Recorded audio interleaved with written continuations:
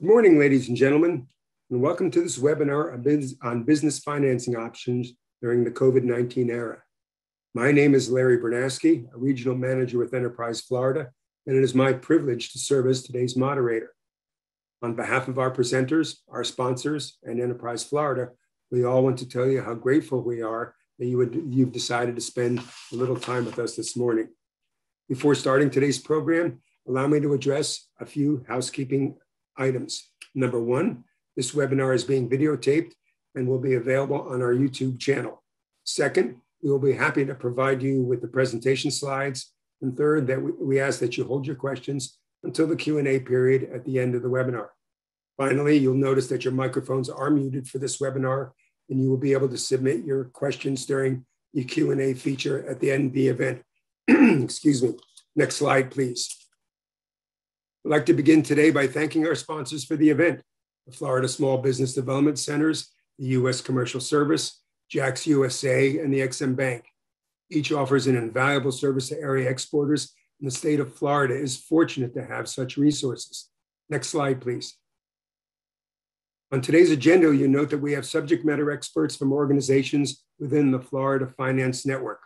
Each offers guidance, counseling, and practical finance options to assist businesses with capital equipment acquisitions, commercial property improvements, and export financing. We also have 3 case studies by clients served by the Florida Finance Network, and learning how and why they utilize these services, we hope will be informative. Next slide, please. The financial services you'll learn about today may very well be important to you as a result of existing or anticipated export sales. With that in mind, I'm going to spend just a few moments going over with you some of the export services that Enterprise Florida offers. Enterprise Florida serves as the official economic and trade development organization for the state of Florida. The goal of our international trade division is to provide assistance to small and medium-sized companies, network with statewide and international economic development organizations, and promote Florida as an ideal location to do business. Next slide, please. We achieve these goals through a wide range of export-related services. Through export counseling, we assess a company's export readiness, identify the resources it will need to be a successful exporter, and answer questions a company might have as it enters or expands its presence overseas. Our monthly newsletter keeps exporters up to date on upcoming trade missions, trade shows, visiting delegations, and market briefings. EFI maintains a presence at numerous international trade shows and provides on-site support to the Florida exhibitors at those shows. Those of you who have exported may have been asked to provide something called a certificate of free sale. This certificate attests to the fact that the product that is being exported is already sold in the United States, and Enterprise Florida is the only organization to offer this service to exporters. Our grant programs offer financial assistance to attend trade shows, participate on trade missions, register and certify products, localize websites, and develop an export marketing strategy. Also covered by our grant programs are virtual business matchmaking activities and virtual trade shows. EFI also maintains overseas offices in 19 locations, and their goal is to assist exporters and economic development organizations with their export and foreign direct investment activities. EFI also has access to a variety of country market reports and databases that can assist a company in determining the suitability of that market and to identify potential partners in overseas markets. Whenever called upon, we also work with the governor in arranging his trade missions. These highly visible events draw a great deal of exposure and offer participants exceptional networking opportunities. Last but not least, the EFI hosts numerous educational seminars, such as this webinar, to educate the Florida export community. Next slide, please. If you have any questions about our export services or would like to speak with an EFI regional manager in your area, I'll be happy to assist you, and here is my contact information. Next slide, please. It is now my pleasure to introduce you to Ms. Daisy Ramos Winfield with the Florida Export Finance Corporation, along with a colleague, Alejandro Butrago, and they will be taking you through the remainder of today's program. Daisy, I pass the baton on to you. Thank you, Larry, and good morning, everyone. It's such a pleasure to have you all here with us today to learn a thing or two about these great programs available to Florida companies. I would like to start talking about Florida Export Finance Corporation, or FEFC, and let you know about us. We were created by a mandate from 1993, funded and created by the state of Florida, with a mandate to support Florida exporters in the generation of jobs and also the creation of jobs and the increase of income for Florida residents. And the way that we are able to do that is by providing Florida exporters with the business consulting, the advisory at the technical level, and also the financial assistance. Next slide, please. First of all, when we were deciding earlier on which topics to include in this 1 hour webinar, the thought that came to mind for all of us, the organizers, were what are those key topics that we believe should be mentioned in this forum? And of course, one of them is the methods of payment. And I'm talking to all those Florida exporters out there that are struggling with the ability to decide how to go about financing their exports. This is a reminder that this information will be readily available to you. So I would like to address this as a conversation regarding where you are as a Florida exporter and mention some of those key methods of payments that you may keep in mind. From the seller's advantage, we always talk about that the safest way to sell, of course, is on CIA, cash in advance, or prepaid terms.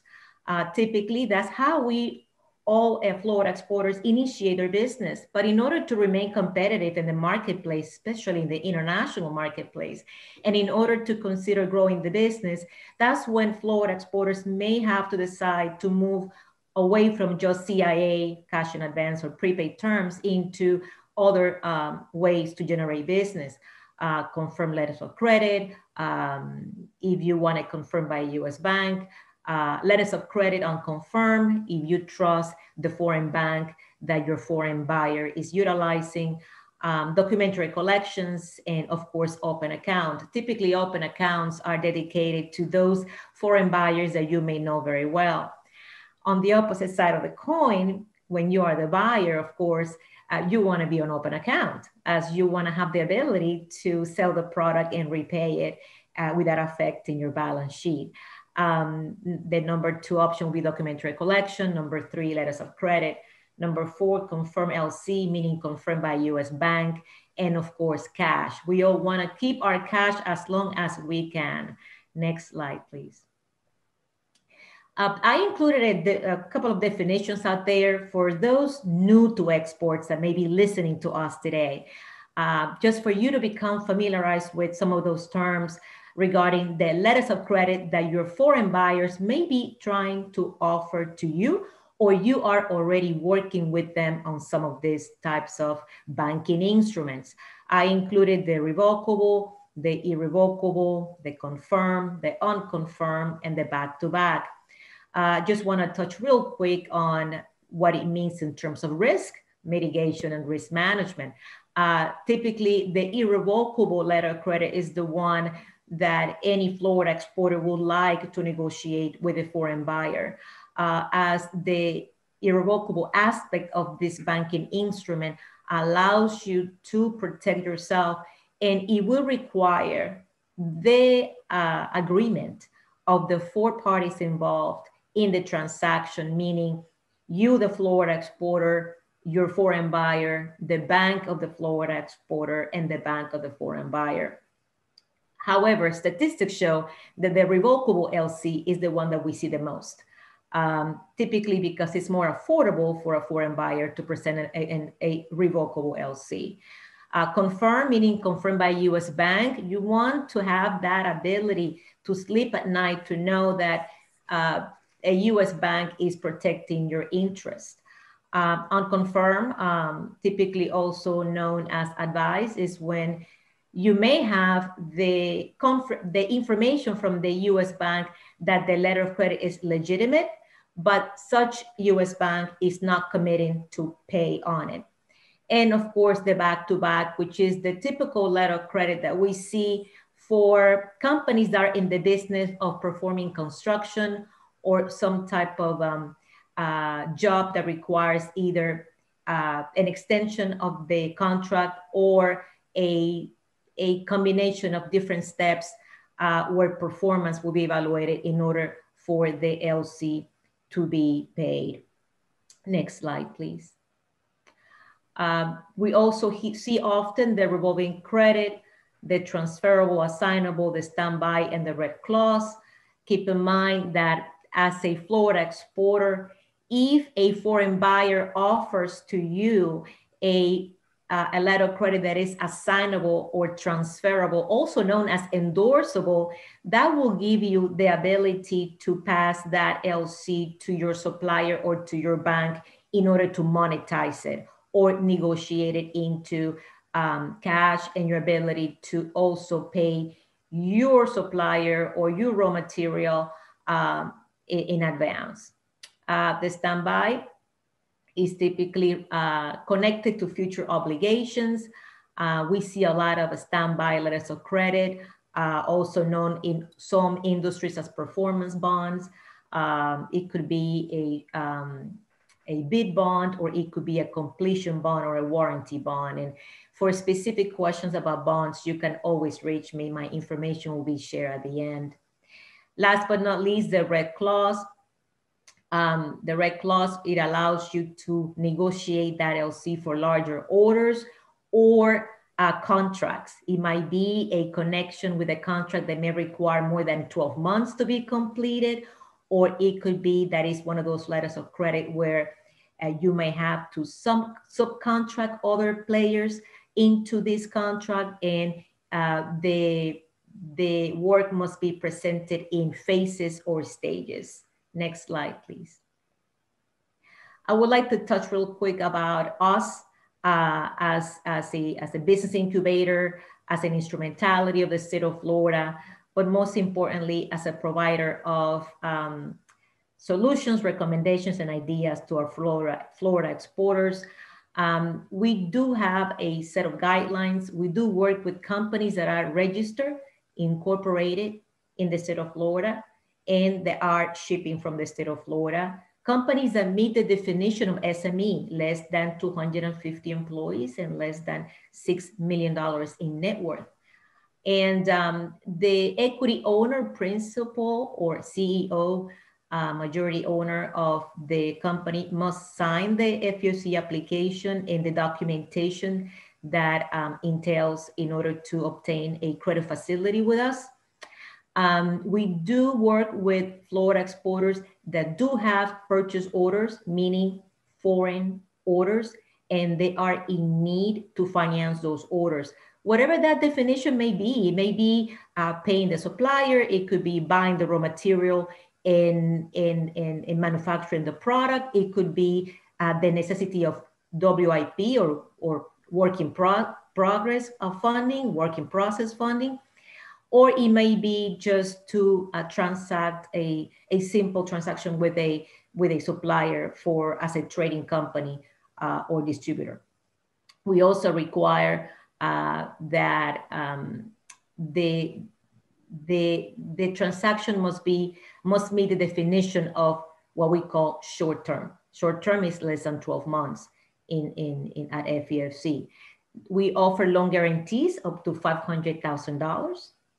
And we offer direct loans up to $150,000 per exporter per year. And the exporter could renew up to 5 years or until the company reaches $6 million in net worth. Next slide, please. There are some terms and conditions related to the guarantee or to the direct loan.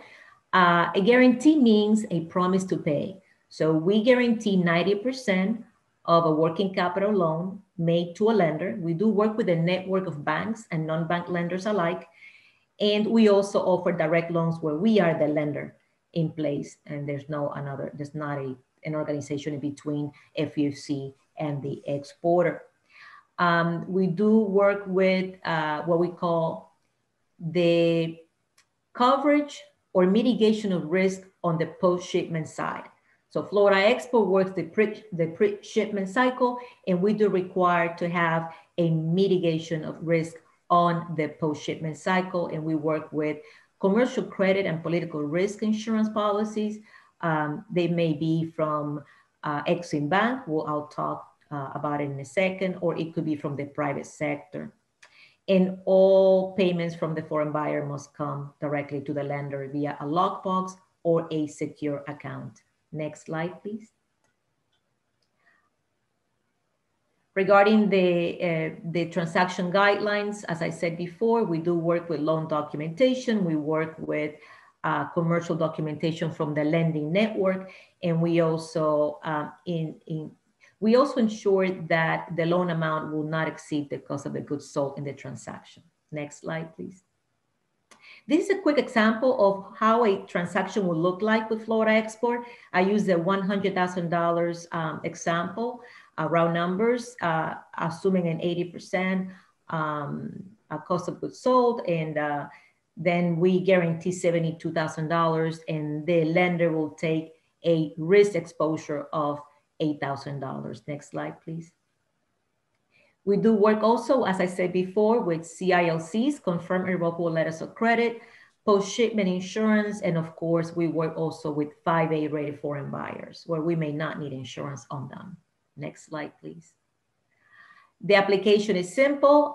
There is a process to follow, and of course, documentation to be in place. Any equity owner principal, 20% or more, must sign a personal guarantee. Next slide, please. I would like to talk real quick about Exim Bank. Florida Export is a participant of the REP program, the Regional Export Promotion Program at the Exim Bank. And the Exim Bank, of course, is our official export credit agency of the United States. And they were created in 1934 with a mandate to support as well US companies that needed financing to increase global sales. The Exim Bank offers what we call the full faith and credibility of the United States government, which makes it easier for Florida, US companies in general, Florida companies included, to be able to finance their export sales when the private sector is unwilling or unable to step in and participate due to the risk level involved in some countries. Next slide, please. Next slide, please. Of course, exporters in general must be in business at least 1 year. They must have their financial documentation in place. And very importantly, the product, the US content of the product and or service, I forgot to mention service, must meet the 50.4% US content. And I just put a little example there, an example of US content. If you have a company who buys raw material from a supplier for $1, the Florida company, as an example, puts at least $1.01 worth of US parts, labor, overhead, etc., into the finished product. The idea is for the final US content of the product, I said the final, must meet 50.4% or 51%. Next slide, please. Why to consider Exim Bank? As I said before, Florida companies or US companies in general may want to be able to do their what we call product positioning overseas. And the way to consider that in order to sell without being exposed to a potential default from a foreign buyer is by having risk protection on your invoices, on your foreign receivables. It allows you to become more competitive in the international marketplace, but it also allows you to obtain additional financing as you may be able to increase your borrowing base with your lender if you are able to insure your foreign receivables. Next slide, please. Here I mentioned some of the risks that are protected regarding commercial risk, political risk, or of course, some credit insurance exceptions such as military sales. Next slide, please. The programs that Exim Bank offers are geared to different types of exporters. So regardless if you are exporting on your first year or you have a array of a portfolio of foreign buyers, the Exim Bank does offer different types of insurance policies, all the way from the express insurance to the multi-buyer for several buyers, to the single buyer if a Florida exporter or US exporter is entertaining a very large multinational and is in need of a policy just to satisfy those sales. Next slide, please. The Exim Bank process is quite simple. It requires a consultation of less than 15 minutes with an Exim Bank partner. At that time, the Exim Bank partner qualifies the transaction. There's an application to be completed with an Exim Bank broker. And I would say within, 2 weeks, you have an answer regarding the viability of the Florida exporter to qualify for an Exim Bank policy. It's one of the most flexible and affordable policies there is right now. Next slide. I want to thank you for your time and your patience. My information is on the slide. And now I would like to introduce my partner, Alejandro Buitrago from Florida First Capital Corporation. Thank you, Daisy. That was an excellent presentation. Good morning to everybody. Thank you, Larry, and thank you to Enterprise Florida for putting together this webinar. It's always great to get in front of the small business owner and talk about the programs that are available. Too often I've met small business owners that have told me, Alejandro, I wish I would have met you sooner. I wish I would have known about this program. I could have really benefited from this. So that's what we're, looking to avoid, right? And we want to promote education and share with, small businesses and our economic development partners. So I'm actually going to be talking about two programs, completely different programs. One is going to be specific real estate and industrial equipment, so fixed asset. And another unrelated program is going to be tied a bit more to working capital. All right. So I'm going to get started. I'm actually going to start my timer here so I can be respectful of time. And I'm going to do things a little bit backwards. So before formally introducing myself, I'm going to talk a bit about the program, and then I'll explain our role. I think it makes it a bit simpler to understand, why we're involved.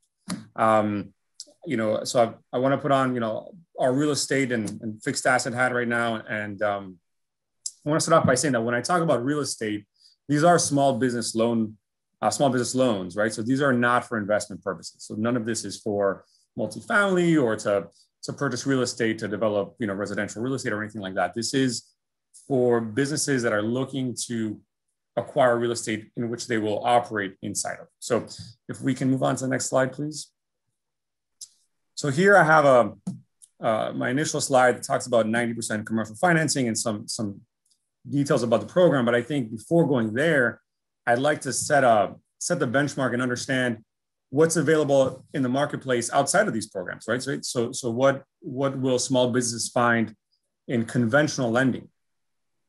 So I'm going to put together a generic scenario where we have a small business that is a distributor of some product, and let's say you're currently leasing a 5,000 square foot office warehouse, and you're thinking to yourself, I'm getting a little tight on space. I think it's time to expand. You've kind of tested the marketplace and you've noticed that there's some property available a bit larger, and you're looking to maybe get out of that rent cycle and buy a larger facility, maybe from 5,000 to 10,000 square feet, where you can lease out a small portion, 2,000 square feet. So you're in the majority of the building. You're in more than 51%. So as a small business owner, you could definitely reach out to go to your bank, whomever you bank with, and reach out to the bank and say, look, bank, I'm looking to buy this building. What can you offer me? So banks will say conventional financing, conventional financing is typically 75 to 80% loan to value, right? So which means that the small business is coming in with 25 to 20% down payment. In commercial real estate lending, it's common that the amortization is out to 25 years. So you pay as if you're paying over 25 years. but there's a term of 10. So year 10, the loan is due. And the rates are normally fixed for 5 to 10 years. That's very common in commercial. Well, on the residential side, I know a lot of people say, oh, but on the residential side, it's 30-year fixed. On commercial, it's a bit different. So back to my scenario, you reach out to your bank says, look, we could look at this conventionally at 80% loan to value, 75% loan to value, or a savvy lender, you have a savvy banker, they'll say, or another option we can do is we can call this guy Alejandro and Florida First Capital and partner with them to go out to 90%. So that's where now I'll come in and introduce our group and our role, right? So we are Florida First Capital. We're what's known as a CDC. That's a certified development company. We're essentially economic developers. And we partner with banks, both banks and non-bank lenders, to help small businesses purchase real estate as well as industrial equipment. Most of what we do is real estate, which is why you'll hear me talk a lot about real estate, but real estate and industrial equipment with less money down. So we can go out to 90%, right? The whole idea here is to preserve small business capital. So our role as a CDC is just like the banks have their credit teams and their underwriters, we do as well. So we have a credit team, we have a board of directors and a credit committee. So we essentially do the loan documentation. We do the loan analysis. We submit to SBA for their approval. We coordinate the closing, the funding, and then the servicing of this loan for the life of the loan. So that's what we do. I am the local business development officer in the Miami region. We have offices throughout the state of Florida. These groups like ours are located in each and every state, right? So we're statewide. So now that I've explained a bit our role, I want to go back to my scenario, and you'll see this pie chart here. And here I have this $1 million scenario, right? So let's say you found this 10,000 square foot building and it's $1 million. So how do we get to 90%? The bank does a first mortgage loan at 50%, in this case, 500,000. The SBA would do a 40% second, and the small business owner would come in with 10%, right? So here what we're doing is, on one end, we are preserving capital for the small business. Once again, this is an SBA product. Being that it's an SBA product, the terms are quite favorable. These are 20 or 25-year fixed, fully amortizing loans, and the interest rates are below market. So that 40% is a below market rate. To give you an example, our current 25-year rate is at 2.88, right? So these are, right now we're sub 3% on the fully amortizing rates. And then that first mortgage is at the typical bank rates. As you can imagine, this is also a great incentive for banks because they're severely reducing their exposure, right? They reduce their risk as they're in a first lien position. One thing that's important to note is that when we talk about project financing, it's really all in project financing. So our mission is to help small businesses preserve capital, right? Let's get out of that rent cycle or expand, purchase location, preserve capital so that you can re-inject it into that business, grow the business, hire new people, and we've completed our economic development mission. So not only can we finance the acquisition of the real estate or equipment, but in this case for real estate, if improvements are needed to the property, that can be rolled in, right? So if funds are needed for roof repairs or interior build out, that can be financed. If these improvements have a requirement of permitting fees, right? As is common, or there's some soft costs such as architectural, engineering, impact fees, that can be included as well. It's eligible. Even the majority of the closing costs. So we have doc stamps and intangible tax in Florida, title, appraisal, environmental, that can all be rolled in. So it's true project financing. So to talk a bit about our loan amounts, there's a portion there that says $5 million. Really, most of what we see, our sweet spot, our average loan is between 2 and 3 million. However, it could go anywhere from 500,000. Normally, what we see is from that $400,000 to $500,000 range, upwards of 10 million. that $5 million limit is on our 40%, right? So if we had a $10 million transaction, you're still at that $4 million figure. So you're still within the limit. More so when we see these limits is when, small business owners are using multiple SBA 504 loans, right? Let's say you want to expand to multiples. You want to open up a location in Miami, Orlando, Jacksonville, and you have the ability of using this program multiple times up to a $5 million cap. Small manufacturers are capped at 5.5. And then if there's green energy involved, we can actually keep going beyond the $5.5 million limit. Now, most of our transactions are done at 90%. And in order to qualify for this 90%, two main factors. One, the business has to be an existing business, has to have been in operation for at least 2 years. And then two, the property has to be multi-purpose. So it cannot be a single purpose facility, such as a gas station, hotel, a car wash. Those property types are considered single purpose and have a max loan to value of 85%. So although most of our transactions are at 90, single purpose properties would be at a max of 85. Another scenario is if the business has been in operation for less than 2 years, it's still viable, still eligible at a max of 85%. Now, if we're doing a startup gas station, then there it's a max of 80%. So that's why you see those different deal structures. Back to the startup component, although SBA will finance startups on the SBA side, let's remember that this loan program is a partnership between banks and the government. So there's always a lender in first mortgage, in the first lien position. So a lot of times with startups, the challenge becomes in finding a bank partner that's comfortable with the startup scenario. So really, the stars have to align with the right small business owner with the right liquidity position and experience, et cetera, et cetera, et cetera. Does that make sense? I'm going to jump into some scenarios here. If you can go to the next slide, please. So most of what we see is the typical office warehouse.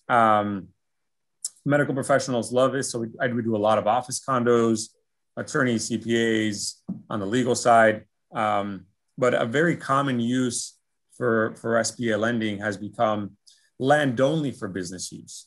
And this is specific to companies such as logistic companies that need large space to park their trucks, or a large company, a large contractor that needs a large space to park equipment.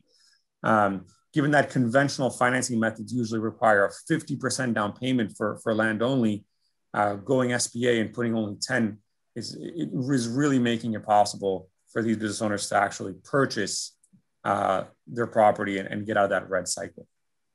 And lastly, I've been harping on real estate, but we do equipment finance as well. And this is more so heavy industrial equipment. So I'll give you a couple of examples. So large printing presses, we can finance. So this is typically equipment north of that $500,000 to $1 million range. Large MRI scanners, glass manufacturing equipment. So just like we do on the regular real estate transactions, we can go out to 90% on these transactions as well. Let's go on to the next slide, please. So I've been talking about a bunch about purchase, but we actually can also refinance debt. So if we have a small business that's already purchased their location and they have a conventional, regular non-SBA debt, and they've had it for 2 years, they can explore refinancing, improving their terms, right? So essentially what happens is we split the debt with the existing first bank, or we can find a new lender and split that debt. Up to a max of 90% loan to value if it's a straight refinance. There's even a cash out component that's possible at a max of 85%. And we could cash out up to 20% of the appraised value for working capital. So let me give you a simple scenario. If we have a property where a small business owner owns $650,000, but it appraised at $1 million, I can not only refinance, I can actually cash out $200,000 for a max of 850 or 85%. and they can use those funds for working capital over the next 18 months. So bottom line, if it's anything that is owner-occupied real estate or equipment for business use, the SBA 504 is a phenomenal option to increase leverage, preserve capital, and that's really what we're here, to do. So with that said, I'm going to now move into, I mentioned I was going to talk about two programs. So if we can move on to the next slide. So now we're taking off the real estate hat, and then now we're coming into and talking about more so working capital needs. So this is not an SBA program. This is actually, this is not a Florida First Capital program. This is actually a partnership between the US EDA and the state of Florida's Department of Economic Opportunity. They've created what they call the Rebuild Florida Business Loan Fund. And as you can see there on the slide, this has been made to create a vehicle for working capital for both existing and new Florida-based small businesses. Now, why am I talking about it? Why is Florida First Capital involved? We are actually assisting the state of Florida's DEO with some back office work. We are the fiscal administrator of the program. So some of the loan analysis our group is doing, and we're also coordinating some of the closing and funding of it. This is a relatively new program that was in the works pre-COVID. Obviously COVID happened, and now it's gaining some steam. So it's something that I think is new, that has not been spoken much about. So I think it's important to put the word out there. If we can go on to the next slide and talk about some of the uses of funds. So as I mentioned, this was working capital, really kind of purchase order driven. So purchase of inventory, seasonal financing. And I mentioned that on the SBA product, we can do heavy industrial equipment. However, this program also allows for equipment and FF&E financing. So I think some of these projects that require some smaller equipment would be eligible under the Rebuild Florida Business Loan Fund. All these are on a case-by-case basis, and really what the group is looking for. One, they want to make sure that there is historical cash flow. So they will do an analysis and understand, okay, why is this purchase order significant and how is it going to impact going forward? Understand historical repayment ability. And they will be requiring collateral. So there are collateral requirements in this loan program, and these are all on a case-by-case basis. If we can go on to the next slide, please. Now, in order to be eligible, it has to be a Florida business. Needs to be owned by people that are in the US lawfully and have the appropriate work visas. So although no foreign nationals, as long as you're operating legally in the state of Florida, it is possible to apply for the Rebuild Florida Business Loan Fund. Now I'd like to talk about the terms slightly because I'm coming here to the end of my time. Although they have two different programs, all of the loans to this point have been under the standard. So the Express is up to $350,000 for a 3 to 5 year term. But even the smaller funds, smaller loan requests have been fit to the standard program that can go out to 10 years. There is a risk rating based on the loan request, and these are tied to the Wall Street Journal Prime. Typically Prime plus 2, Prime plus 2, Prime plus 3, which would put us in that 5.25 to 6.25 range when it comes to the interest rate on this loan. Now, I want to say that this loan program, although Florida First Capital, our group, is the fiscal administrator of the program, all applications have to be done directly through the state of Florida's Department of Economic Opportunity website. And I will be sharing the link to that website through the chat box.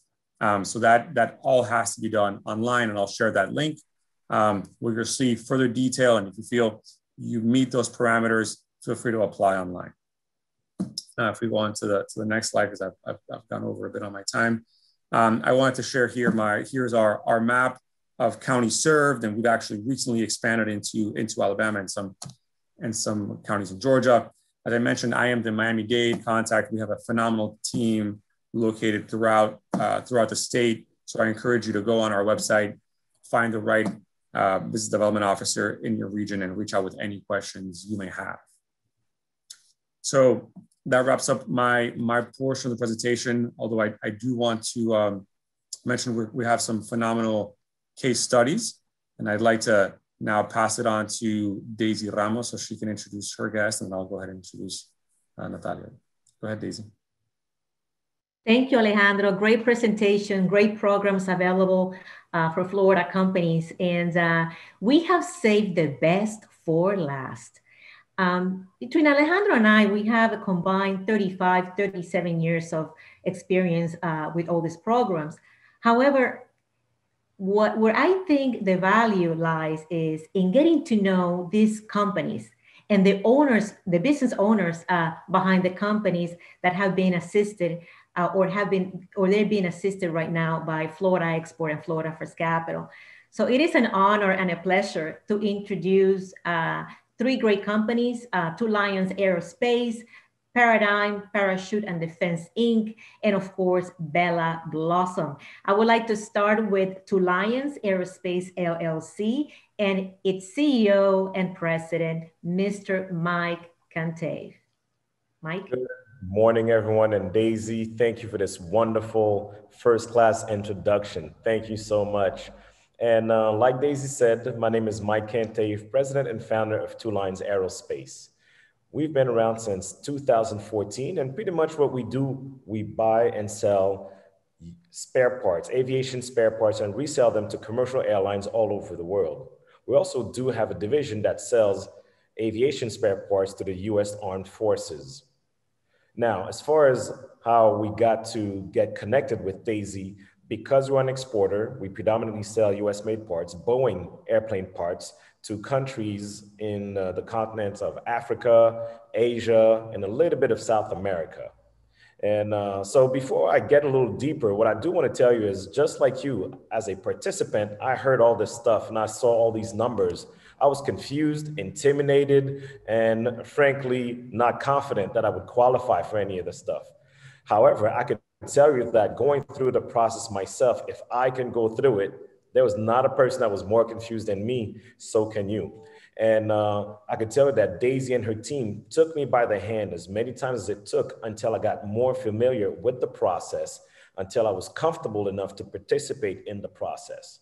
I could tell you as a business owner, as a result of participating in this process and partnering up with FEFC, the year that I participated and I got my first guarantee and my loan guarantee, my business grew 300%. This was my first 7-figure year as a business owner, simply by going through the process and participating with FEFC. So I could tell you that it works, and it works for the average business owner, for you, just like you and me. Now, some of the other advantages, other than the obvious, other than the financial assistance, for me personally, was, first of all, the growth as a business owner, the confidence, the understanding of my financials, the accountability that comes with dealing with another agency that watches over you.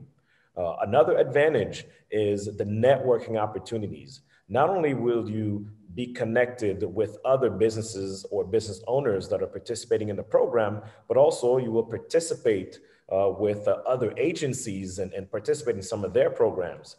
I have a personal testimony that through Enterprise Florida, I was a Gold Key recipient, and I did attend a trade mission to South Africa, and one of my most steady clients came as a result of going on one of those trips. So opening myself up to the opportunity and taking a chance and going on a trip and meeting different people, different business owners, resulted in me getting one of my most steady clients.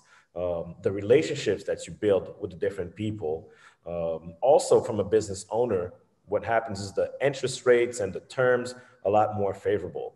I could tell you that dealing with FEFC, and I'm sure with First Capital Finance, is that they'll get to know your business very extensively, and you have an exclusive, almost customized solution. So I do have problems that did come up, but because Daisy knew of my business, she and her team were able to come up with solutions that were beneficial to my company, to my business, but only because she understood my business. So it's very different than going to a conventional bank and you're just a number and the guidelines are black and white.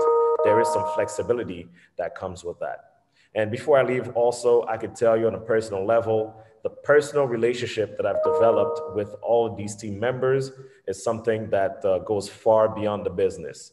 I did get someone who's a counselor, an advocate for my business, and someone who holds me accountable. It's not always buddy and kumbaya. I do get scolded every now and again, but I know that it's because they're advocates for my business and want to see me do well. So I encourage anyone and everyone here who is even thinking or think if you qualify, because at first I didn't qualify, but then I became marketable and I became more bankable enough at least to participate in the program. So I encourage you to participate. I encourage you to reach out, ask questions, and do the work, do the hard work, do what it takes.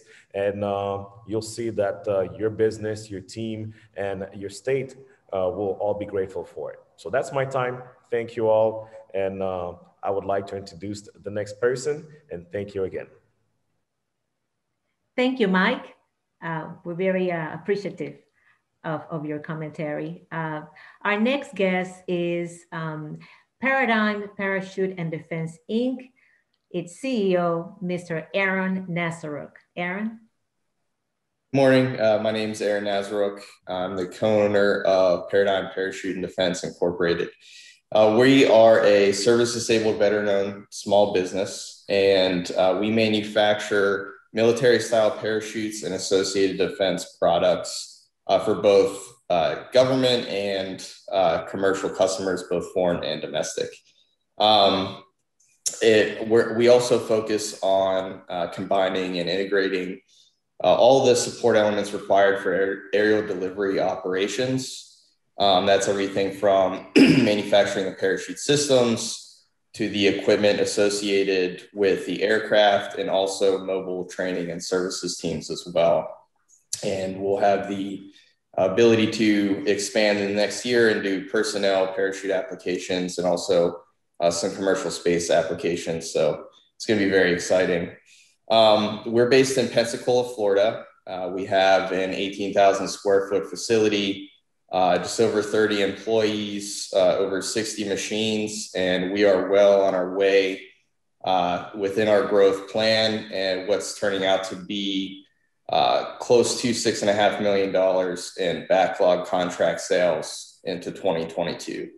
And I can tell you 100% that we wouldn't be on this path whatsoever if it wasn't for our ability to take advantage of the programs that the FEFC and the FFCFC through the Rebuild Florida program offer as far as working capital solutions. It really changed the game for us last year. We started our operations in August of 2020. And prior to that, we started our path to financing our growth strategy early 2019. And we tried several pathways as far as lenders and lending sources. And, it was super hard for us to get traction as a startup manufacturer. I think as far as conventional lending, there's a lot of risk associated with financing production. And then you also throw in the dynamic of being a startup company and also being an exporter with foreign customers. That kind of further complicates that dynamic.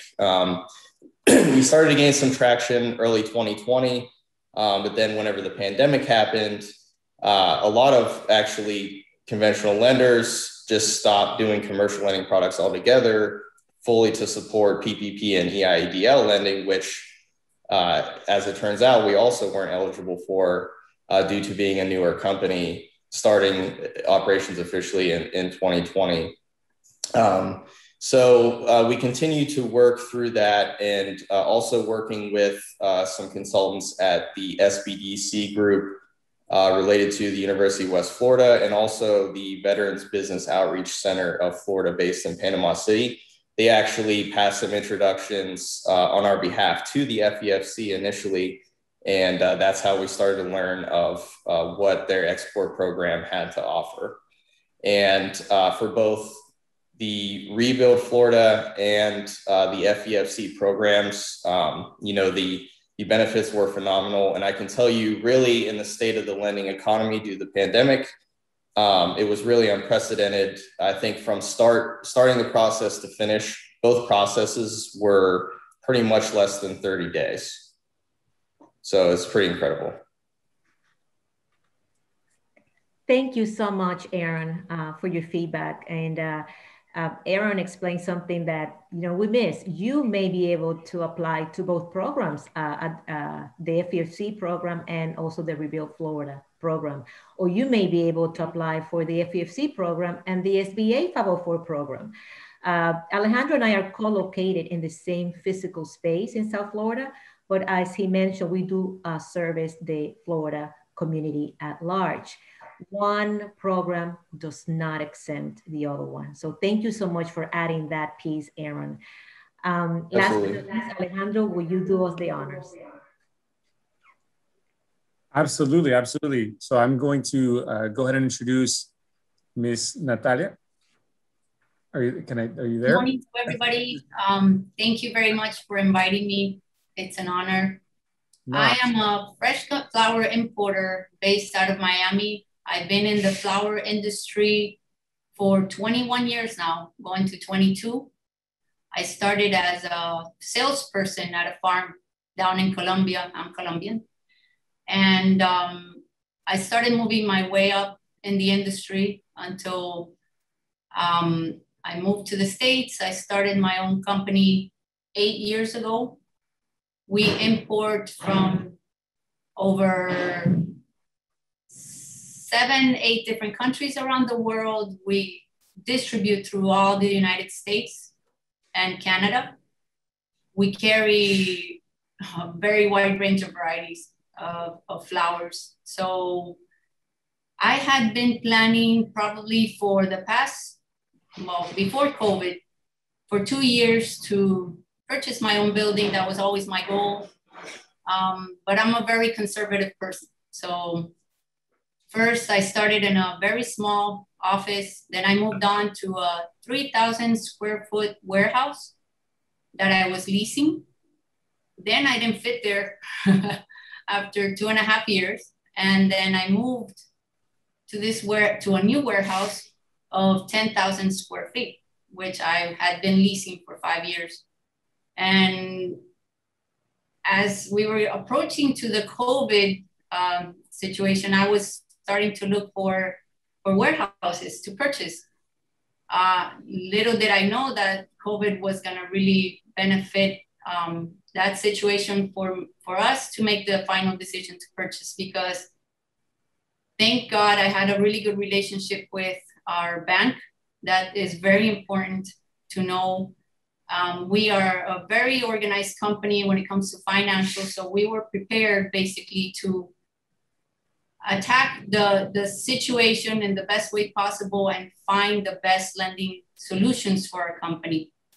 So hand in hand with our bank, we were introduced to Florida First Capital Finance, to Alejandro, and he explained to me from the beginning, like if he knew me from childhood, how and what I needed to do for my business and how was that going to benefit me, and all the different options that I had.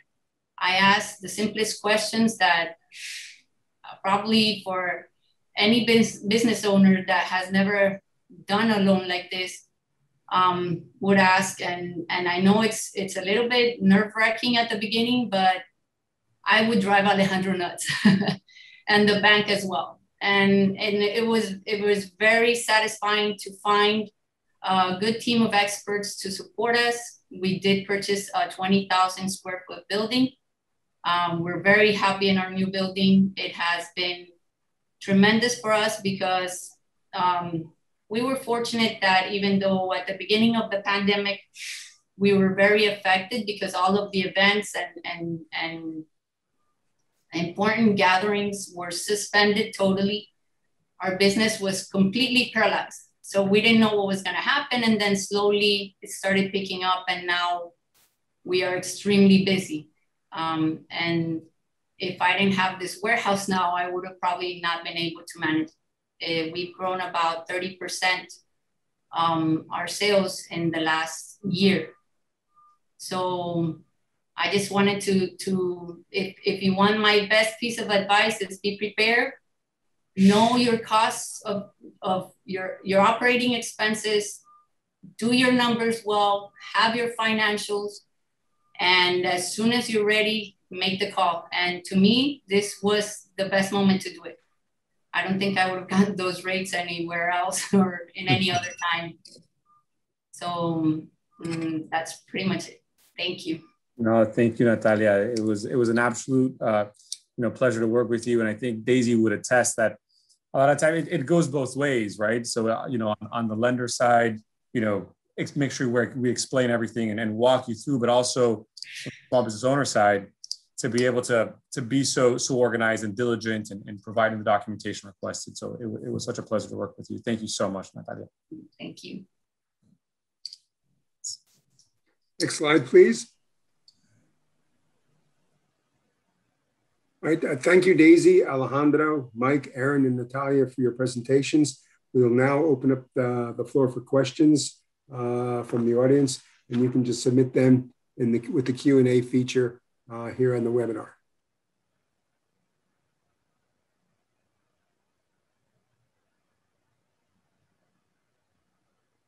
Okay, I'm looking at some of the questions we received. This is open for all of our panelists. Is it possible that these services would be available for companies that were launched during the COVID era and they do not benefit from PPP and those kinds of programs? Anyone care to address that question? Well, the question, if addressed to Florida Export, it will have a different answer than if it is addressed to Florida First Capital. So I will take it from the Florida Export perspective. The answer is negative. We do assist companies that are under what we call the startup flag. So we do assist startup businesses. So as long as they have purchase orders, and we are able to investigate their foreign buyers and get them insured, we're willing to take a look at a transaction. Alejandro, do you have a comment? I do. So it does not, you are not precluded from SBA 504 nor Rebuild Florida if you started the business during COVID-19. So it would not preclude you from those programs. Right, we have another question here that's, I think, was addressed already, but I'll repeat it just to make sure that it gets answered. If a company has an existing 504, would you recommend refinancing to get a lower interest rate? So I'll take that one. At the moment, we are not able to refinance existing 504 with another 504, if that's the question. So if the question is about refinancing with a 504 with a 504, it's not possible at this moment. Now, depending on your current terms, when you obtained that original 504, the conventional marketplace may allow you to have a lower rate than you have now. So I definitely would look and see, we'll reach out to the CDC that did that 504 loan, inquire, make sure you're aware of, number one, what your current terms are, what the rate is, what the prepayment penalty is, so that you can do the analysis and then compare that to what's available conventionally. Because if it's been, in that 10-year mark, it could make sense, yes. Thank you, Alejandro. Let's see, I'm looking for some more questions. Daisy, a question for you. In order to qualify to apply for the FEFC programs, does my business need to have pending purchase orders, or can I get pre-qualified? Oh, thank you for the question. Most exporters do come to us when they already have what is called pro forma quotes, or they have contracts that have been discussed but not finalized.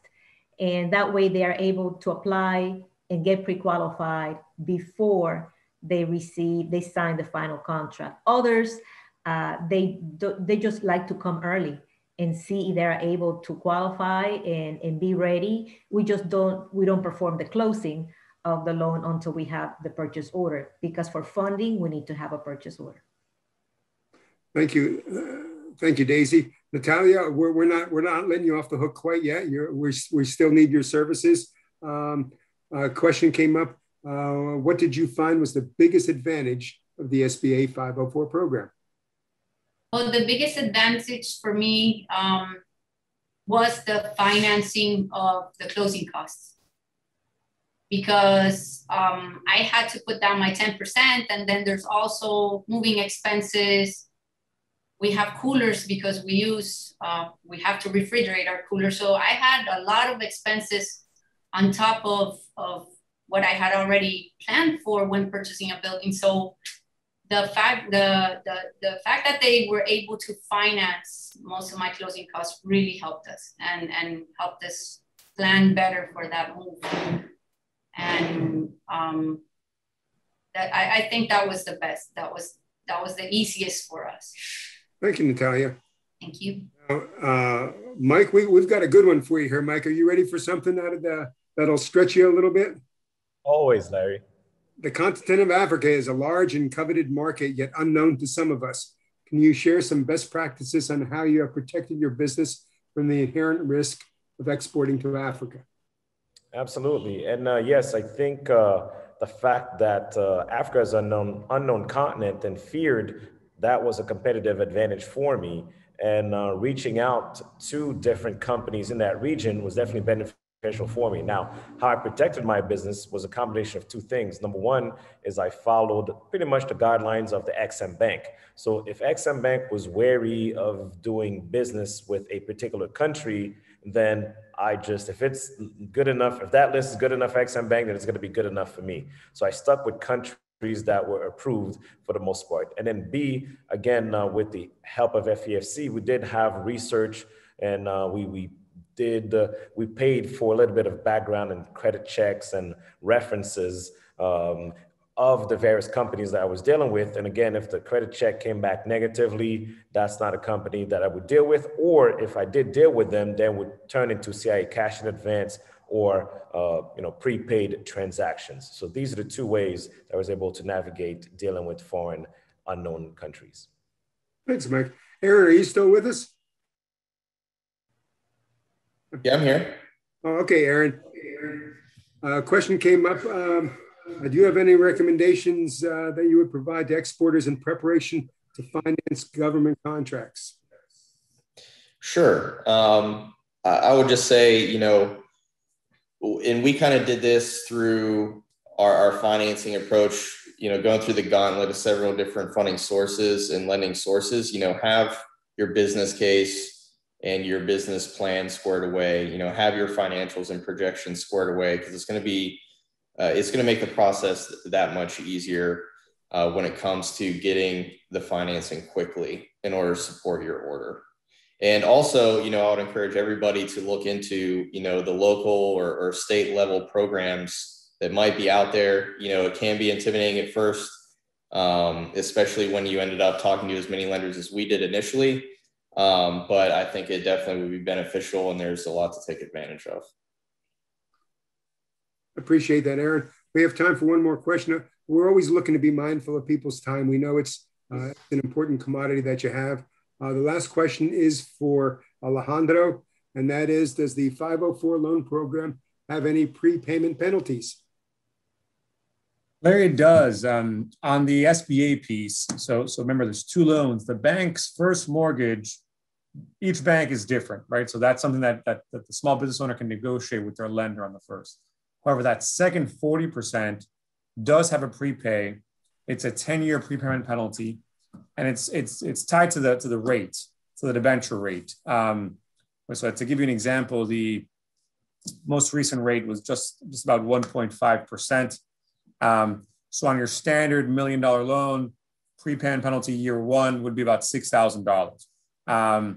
So although not that onerous, it is a 10-year prepay, and it declines by 10% each year. Okay. Glad that being that the money is so cheap, oftentimes if there's any prepayment, we see the small business owners want to prepay the bank side and keep that SBA money on the second. I appreciate that, Alejandro. I think we're about ready to close today's program. I'd like to close it by again thanking our sponsors and our presenters, and a special thanks to our audience for coming here today. All of us, the collective we, would not be able to do what we do if we didn't have you on our side. I think I can speak for all of us when we say that our job is both professional and personally rewarding, and the ability to work with members of the audience is something that we really strive to do. And so we thank you for being here today. You can email me and we will be happy to send you the PowerPoints if you like, and we'll post the link for the YouTube. And on that event, I would propose that the meeting be adjourned. And I thank you very much for your time.